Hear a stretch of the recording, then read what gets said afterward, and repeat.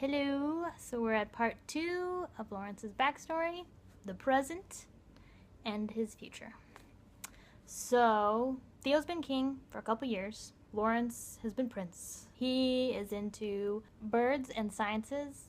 I imagine he really likes biology and all that kind of stuff in general. He's not into politics at all. He's not into the fluff of the court. He hates it. Like, imagine Marie Antoinette time France with all the frills and the extravagance and the ridiculous rules they made up for themselves, all the pomp and everything, like, oh, you can't speak to such and such unless they speak to you, and then the so and so has to dress the prince, but if someone else comes in, then they have to dress him, and all that kind of, like, the whole kind of ridiculous micromanagey pomp bullshit. He hates it. He sees it as so petty and ridiculous, and there's so much else out there in the world. All these people living in their little tiny bubble. They don't even think about anything else that's going on in the world. And it makes him sick. He just gets so done with it all the time. He just doesn't even want to have anything to do with it. Theo is pretty accepting of his brother. He doesn't expect him to like being a prince. He doesn't expect him to be into politics. But he still kind of tries to get him to get in there because he's a prince and he does have responsibilities. As an adult human, you don't always get to do what you want to do. You have to do what you have to survive in the world that you live in. So Theo kind of pushes him to try to do the princely stuff that Lawrence hates. I mean, he's kind of playful about it, and he understands that his brother is a different bird than himself. He knows that his brother is just like his mom. I don't think that Lawrence has as bad of mental problems as she did. I don't think they're as severe, but he definitely has depression that he falls into often. So Theo is under no illusions about his brother. He knows his mental state, so he doesn't push him too much. So he's going through all this stuff with the BS of the politics and the fanciness and all that stuff. He tries to get away from it as often as he can. So he goes out to his favorite tree all the time and writes and studies nature. One day he's out at his tree. He is writing away, and then someone says his name, and he looks up, and there's a young woman who has big, curly, bushy, brown hair, and she's covered in freckles, and she is the most beautiful thing that Lawrence has ever seen in his life. And then he realizes from all them freckles and all that hair that, oh my god, is that Felina? Like, it's been such a long time, because I mean, he last saw her when they were like 8-9 years old, and now he's 22. I don't know if she's 18 or 19, but I kind of am tempted for her to be a little bit older than him. I think that would be very interesting. So she might be like 23. I don't know. I'll decide.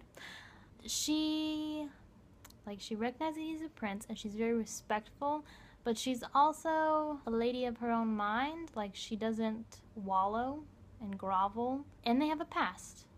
I mean, she recognizes that was a long time ago, but she's respectful but still kind of playful. That's how I imagine Felina.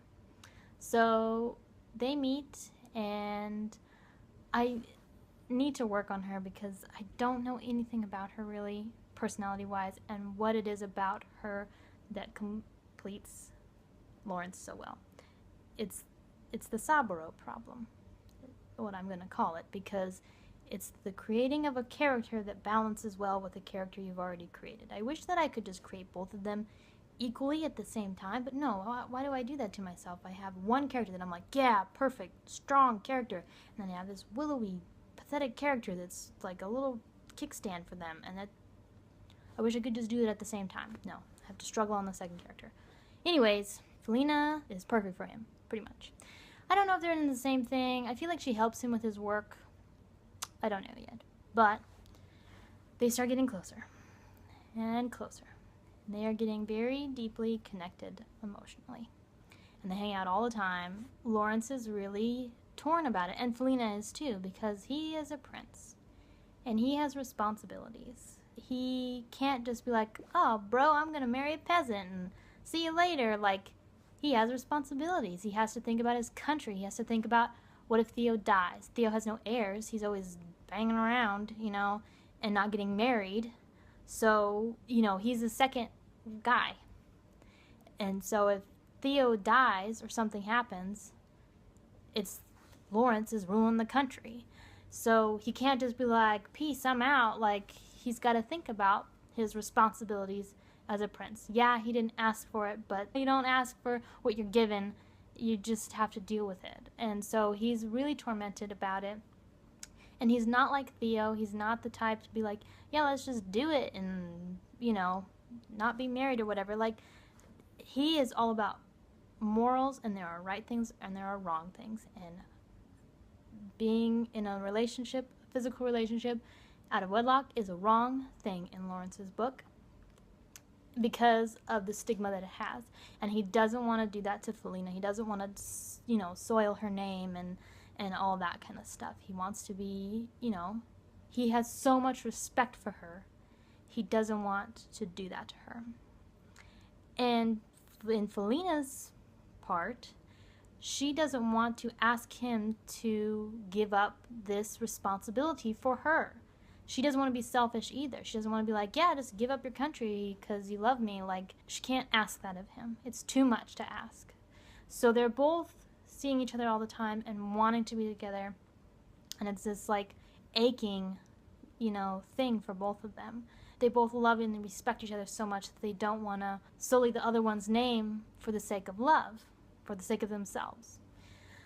So it's a mounting thing. It's getting more and more intense and, worrisome, and they're spending more and more time together, and, them hormones, they lose themselves one night.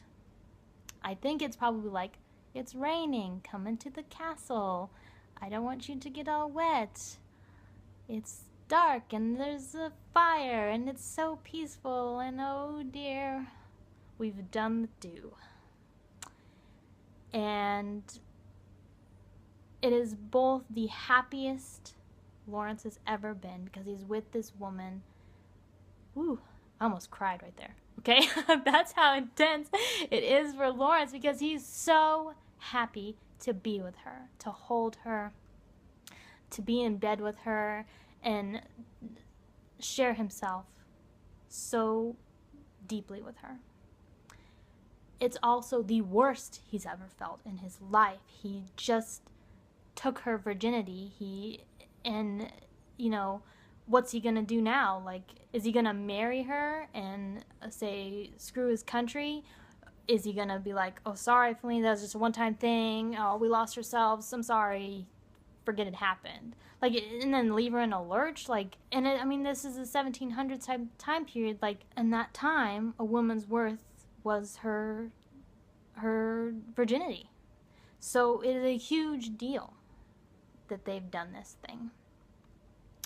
And he doesn't know what to do about it. And in the middle of the night, Felina leaves. She's outski. She feels utter shame that she's let herself do this thing. So she leaves the castle, and he kind of like notices she's left the bed, and he looks out the window, and there she's running. She's gone. He's devastated. He has ruined the one happy thing in his life. Theo's a happy thing, but this is the most happy thing for him. So he doesn't know what to do. He doesn't know if he should talk to her. He doesn't know what should happen. Meanwhile, while all this is happening, Lawrence is that age. Boy, he's 22. That's getting pretty old. You better get married. So there are betrothals being talked about. And, Theo is picking out women for Lawrence to, consider marrying and all this. So he's also got that going on while he's got this tension with Felina going on. I don't know if he's gonna be betrothed before they do it or right after. I feel like maybe it's right after, like he hasn't told anybody. He hasn't, spoken to Felina in a little while, like maybe a week or two, which is a long time for them because they were hanging out like almost every day. I think that Theo probably tells him, like, hey, I picked out this lady for you, and I would like if you would consider marrying her because it's a good alliance for our country, because that's what marriages were back then. They were not about love. They were about how to better yourself in your community, in your society or whatever, about making alliances. Theo is like, there's a lady I think you'll like, and I would like if you would marry her. So you guys should meet. Well, Lawrence finally tells his brother, I did this with Felina, and I'm in love with her, and I want to marry her, but I have guilt about leaving you in a lurch and about shirking my responsibilities to my country and all this. Theo, being Theo's like, just have her on the side and make your alliance marriage, and who cares? Like, just, mess around, whatever. And, I mean, Lawrence is not that guy. He's like, I can't do that. I can't, do that to her and just be like, sorry, babe, you're just my mistress, because it's totally disrespectful to her in his eyes. Theo doesn't think of it that way. And then it's not true to his future wife, because he doesn't love her the way he loves, like, maybe he will love her. He's not going to love her the way he loves Felina. That love is so deep and passionate, there's no way that he could be truly in love with this other woman. So I think I'm going to cut it off there. That's where Lawrence is. He's in this place. What's he going to do? Is he going to marry Felina? I have spent a very long time thinking about this question. What's he going to do? Is he going to marry her? Is he not going to marry her? What's Felina going to do? I've thought about both sides. I've thought about if it happens and if it doesn't happen. So I'm going to stop here because this is long. So now you're going to get part 3 of Lawrence's future. So I will see you guys in the next video. Bye!